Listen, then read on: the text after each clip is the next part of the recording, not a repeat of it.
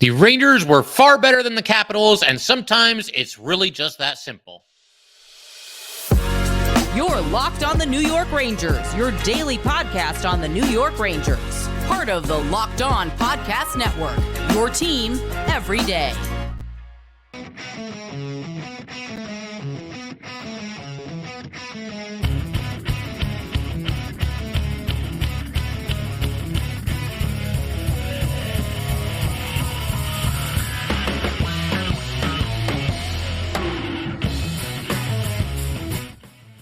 Welcome back, Blue Shirts fans, to episode number 1057 of the Locked On New York Rangers podcast. I'm your host, John Chick. Just want to thank you guys, as always, for making Locked On New York Rangers your first listen every day. We are free and available on all platforms, including YouTube. And today's episode of Locked On New York Rangers is brought to you by Monopoly Go. I admit it, I have a competitive side, and it is a big fan of Monopoly Go, the mobile hit twist on classic Monopoly. So join your friends and download Monopoly Go, now free on the App Store or on Google Play. And we are, of course, part of the Locked On Podcast Network, your team every day. So figured we go ahead and just kind of put a bow on this series against the Caps. Obviously, the Rangers getting past the Capitals in the first round, a clean sweep, an ultra rare sweep for the New York Rangers. And, looking at the series and kind of trying to, come up with a conclusion for today's episode, the biggest takeaway for me is the fact that the Rangers are just a far better team than the Capitals. I think that showed. There were times where there's a little bit of pushback from the Caps, and obviously Game 4 was kind of a dogfight, but the Rangers just getting the job done. And honestly, this series kind of reminded me, you got to go back a little ways. We're going to go back to the 2010-2011 season, but these two teams met in the first round of the playoffs that year. And the difference is that the roles were kind of reversed. The Capitals had the best record in the Eastern Conference. That's back when they seeded everybody 1 through 8. So they were number 1. Rangers were number 8. Rangers needed help just to get into the playoffs. The final day of the regular season, the Rangers had an afternoon game against the Devils, and they beat them. I think the final was 3-1, but they were mostly in control of that game. And then we all had to sit around as Ranger fans and wait to see what was going to happen between Tampa Bay and Carolina. Tampa was already in the playoffs. Carolina could get to the playoffs if they beat Tampa. I was kind of nervous, like, is Tampa even going to care about this game? But they went out there and seemed to treat it like a playoff game, and they beat Carolina. That got the Rangers into the playoffs. And the Rangers, they battled as much as they could against the Capitals in that first round there, but they lose the first 2 games in D.C. They win Game 3 at home.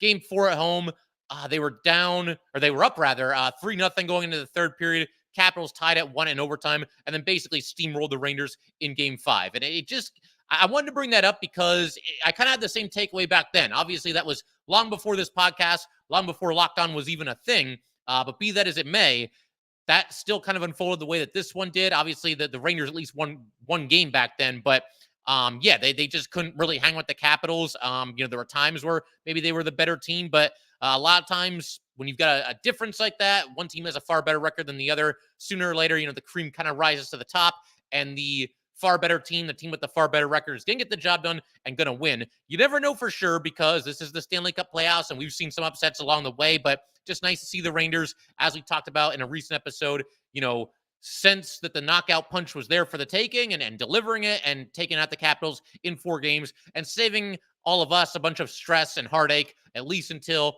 round 2 begins. And we'll see who the Rangers play. We're going to talk about that a little bit later in today's episode, see how the Rangers match up against both the Canes and the Islanders. At some point, we're going to also talk about the Hartford Wolf Pack and their dramatic win in round 1. We'll get to all of that in just a second, but a couple more takeaways from this series against the Caps. So officiating in this series definitely left something to be desired. It's bad, or maybe just par for the course, but I think it's pretty bad when both fan bases are really upset at the officiating and feel like they're getting the short end of the stick. Interestingly, I thought Game 4 was probably the best officiated game of the series. The penalties were there. They were calling them when they were obvious penalties, but they didn't seem to be calling anything too ticky-tack.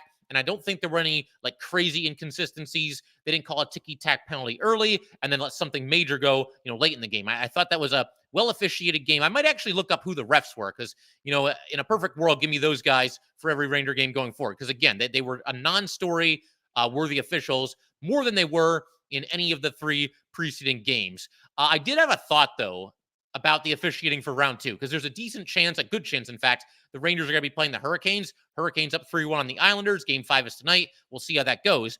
But the Canes kind of have this reputation of being a team that takes a lot of penalties, and it's almost like they have this philosophy. And I don't know if this is real or something that, fans have just kind of made up, but in the Canes, they go out there and it's like, man, just slash and trip and hold and grab and do all this stuff. They can't call every penalty. And even the ones that they do call, we have an elite penalty kill. We'll kill them off more often than not anyway.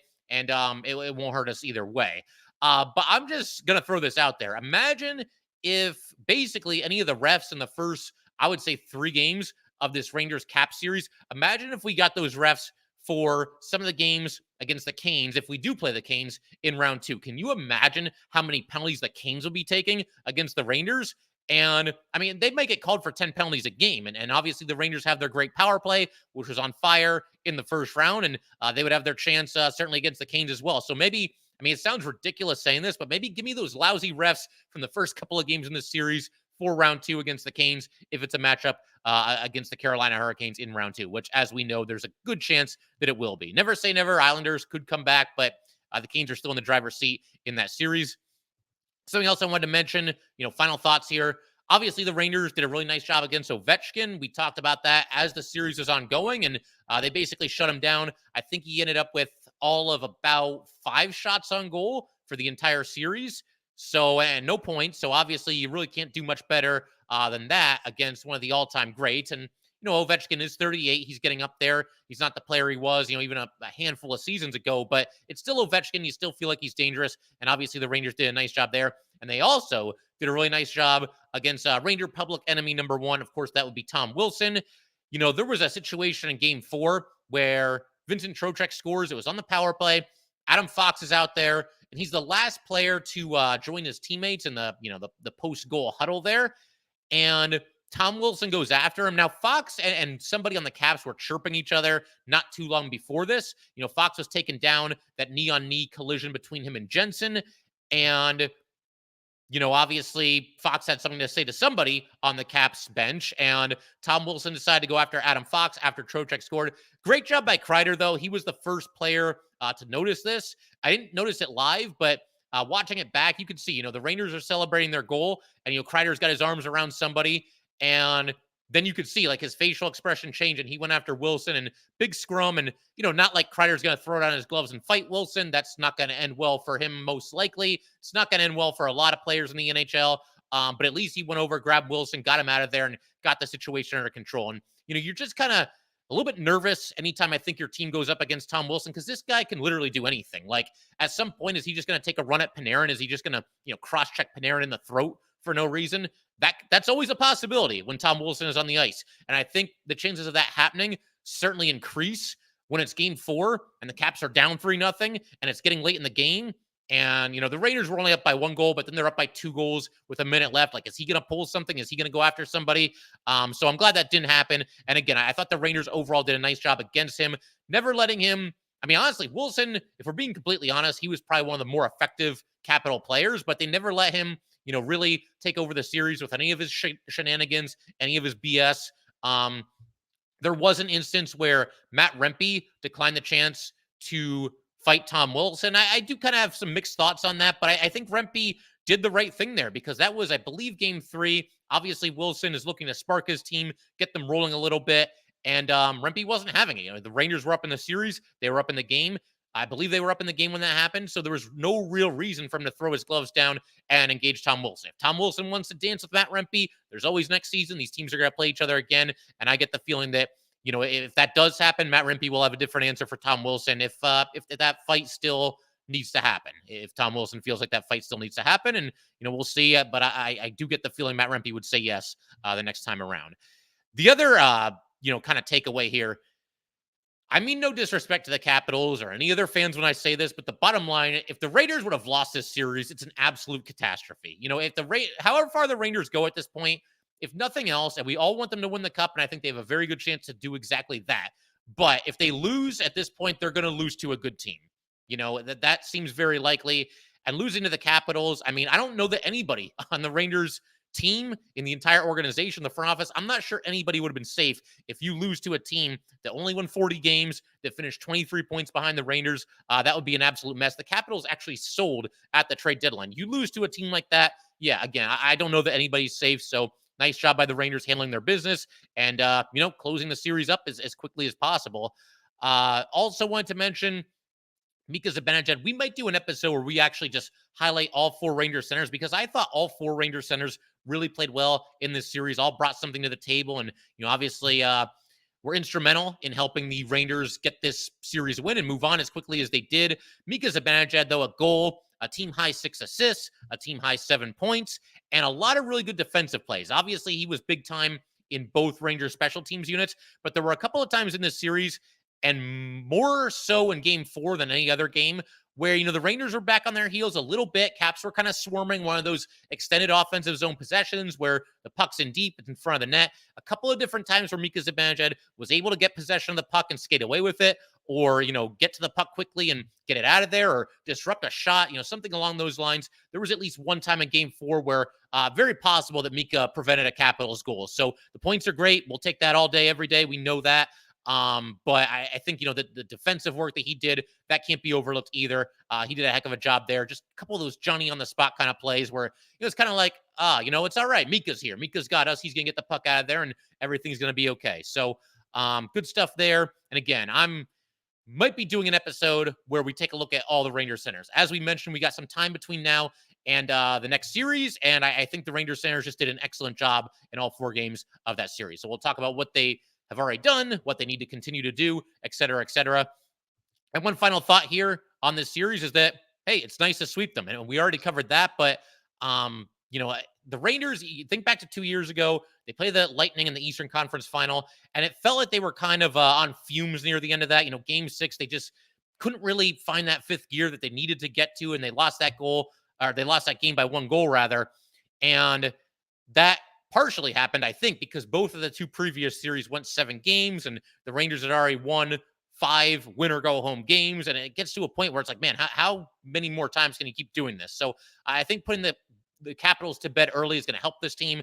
We've seen that they play very, very well in the shift that follows a goal. So, they're doing that better, but we see that they do very well in the aftermath of a long layoff. There's been multiple examples of that, including this playoff series here against the Capitals, where they just tend to play a lot better once they've had some rest, and they're going to get that as well this time, and hopefully it goes as well as it's gone in the past for the Rangers. But we're going to keep everything rolling in just a second here. I want to shift our attention to the Hartford Wolf Pack. They had quite the dramatic playoff win of their own. Obviously, it's always going to be a little bit overshadowed by the Rangers, but like I said, we got some time here between now and the Rangers next round. We might as well give the Wolf Pack some love, and their series is actually going to be starting tomorrow night, Wednesday night, against the Providence Bruins. That'll be a best of 5, but we'll get to all that fun stuff in just a second. But first, definitely want to let everybody know that today's episode of Locked On New York Rangers is brought to you by Monopoly Go.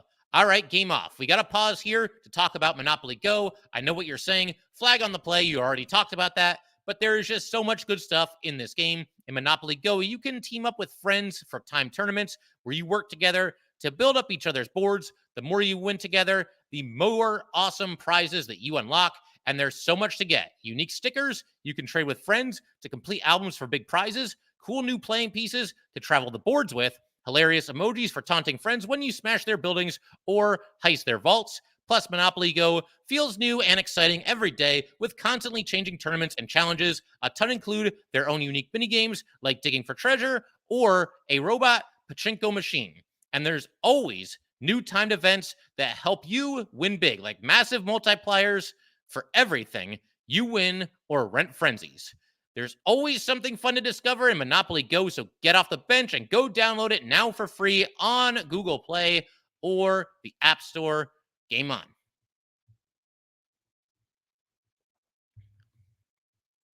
The Locked On NFL Mock Draft is available now. Find the ultimate 6-episode series on Locked On NFL Draft to hear who the local experts are picking for every NFL franchise, with live reactions from college football experts and even the fantasy football angle. The Locked On NFL Mock Draft available now on Locked On NFL Draft or YouTube or wherever you get your podcasts.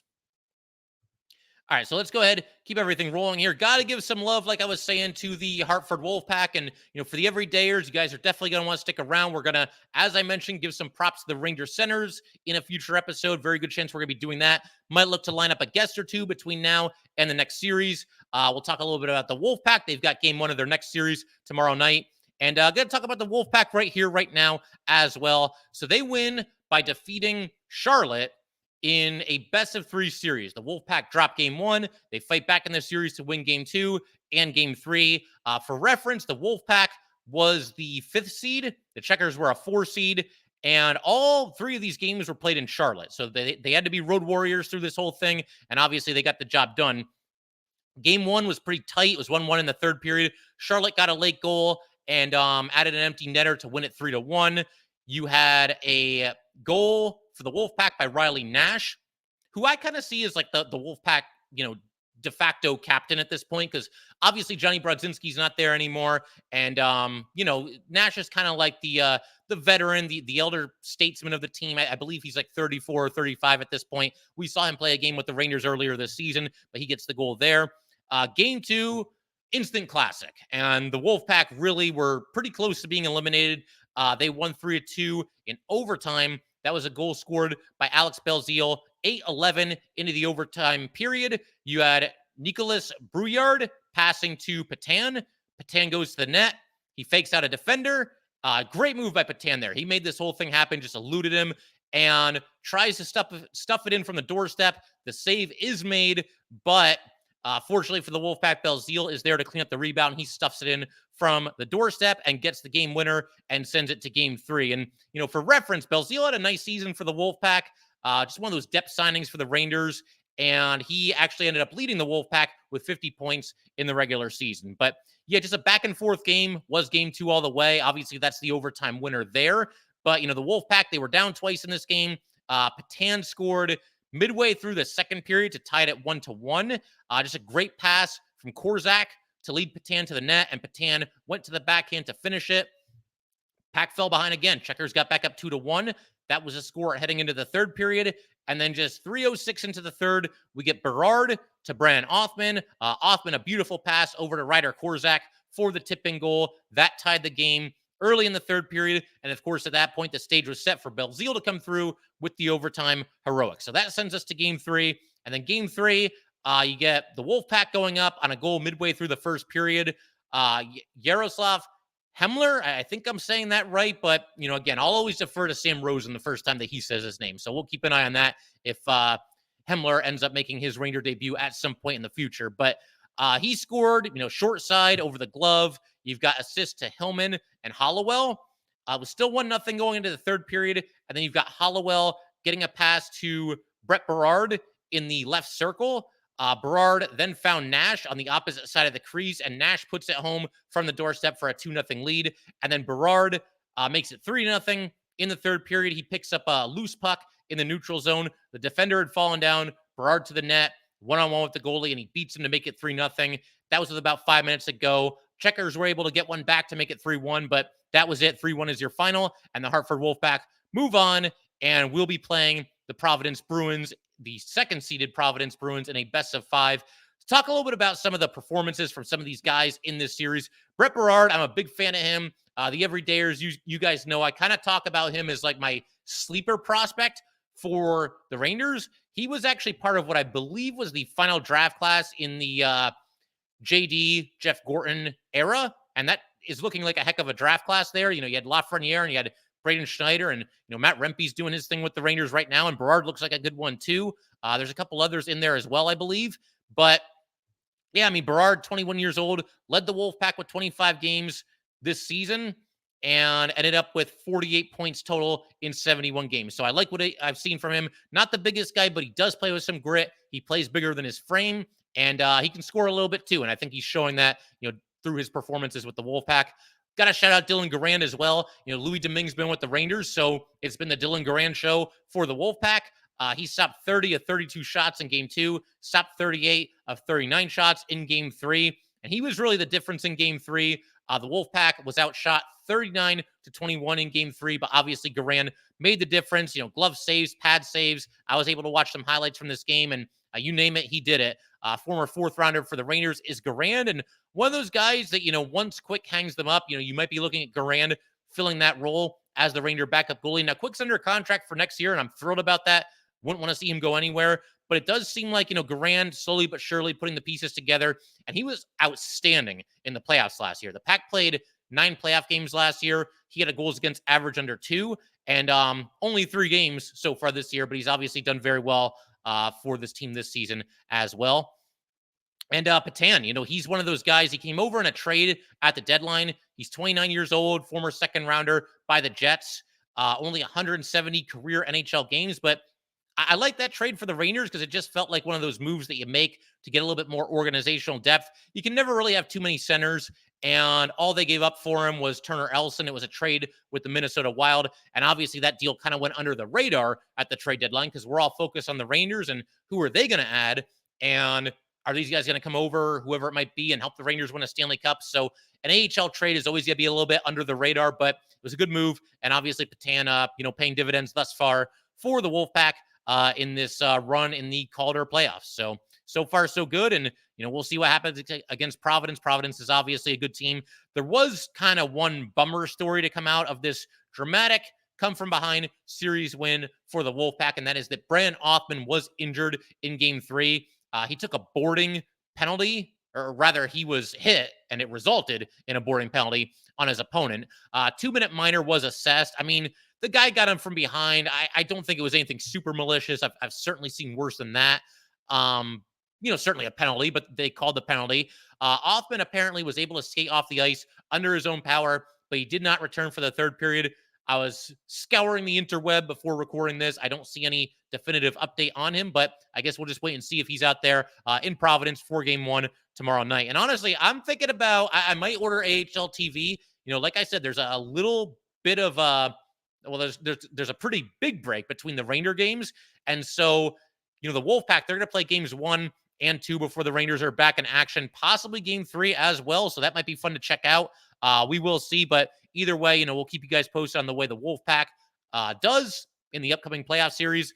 They'll always take a backseat to the Rangers on this podcast, but it's always a lot of fun to check in with the Wolfpack and see how they do. And hey, let's see the Rangers win a Stanley Cup. Let's see the Wolfpack win a Calder Cup. Why not? Just a little bonus there. So that'd be amazing if that did happen. But we're going to keep everything rolling in just a second. I'm going to talk a little bit about the Islanders-Canes series and what kind of challenges that each team might present for the Rangers and, where the Rangers might do well against either one of their potential round 2 opponents. We're going to get to that. A couple of other things as well in just a second. But first, we definitely would like to let everybody know that today's episode of Locked On New York Rangers is brought to you by FanDuel.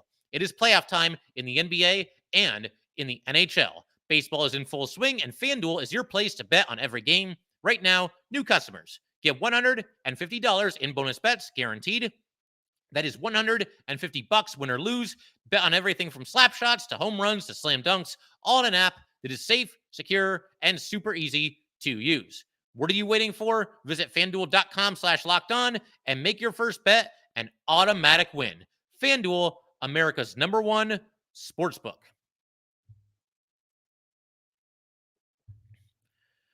Okay, so Canes or Islanders? That is the $1,000,000 question. And obviously, it's looking like it'll probably be the Canes, but you never know. We've learned a long time ago, never say never to comebacks or whatever thing could possibly happen when it comes to the Stanley Cup playoffs. Always expect the unexpected, and that series is still going. And I've always said, if you're still out there skating, you've still got a shot. So we'll see what happens.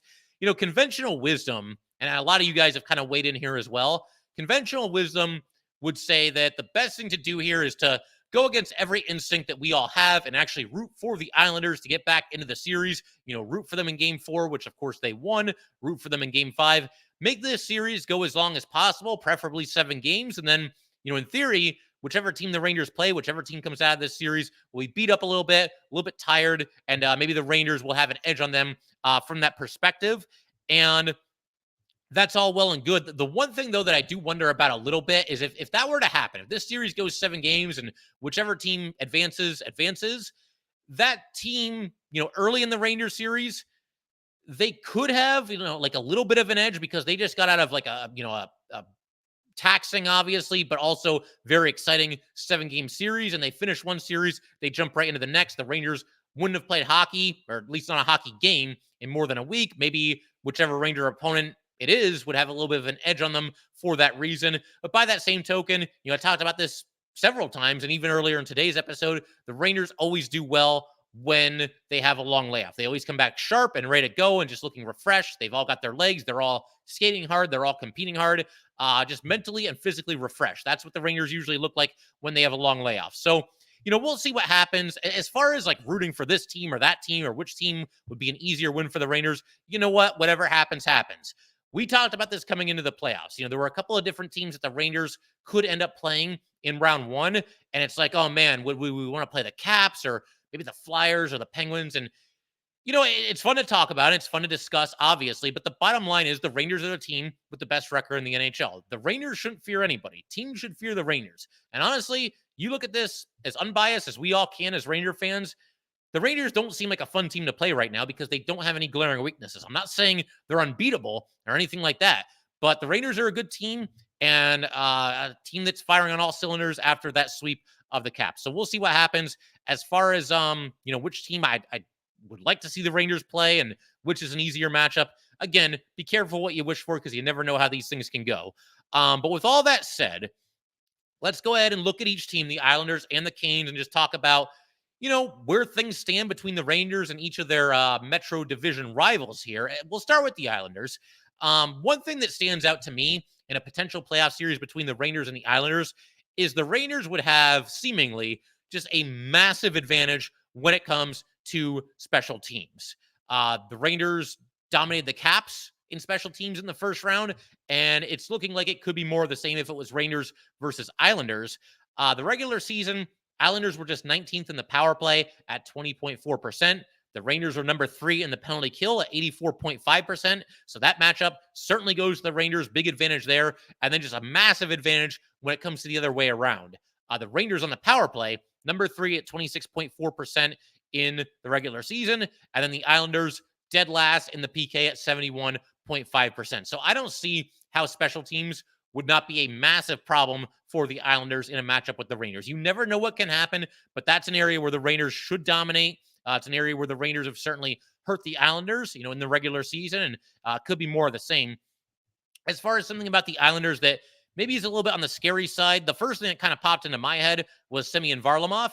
Now, the Rangers have done better against him recently, but he has kind of built up a reputation as something of a Ranger killer. I got the stats here. He is 14-8-2 against the Rangers with a career goals against average against the Rangers of 2.59 and a save percentage of 915. Now, as I mentioned, the Rangers have done better against him recently.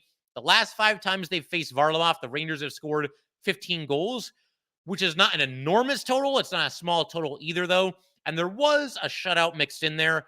So we're cheating a little bit here, but if you take away that shutout where obviously Varlamov was very good, that's now 15 goals in 4 games, the other 4 games of that set. So we're cheating a little bit there, but it does feel like the Rangers have done better against him in recent history. And the Rangers, that makes sense. They're just a better team now than they were when, Varlamov first got to the Islanders.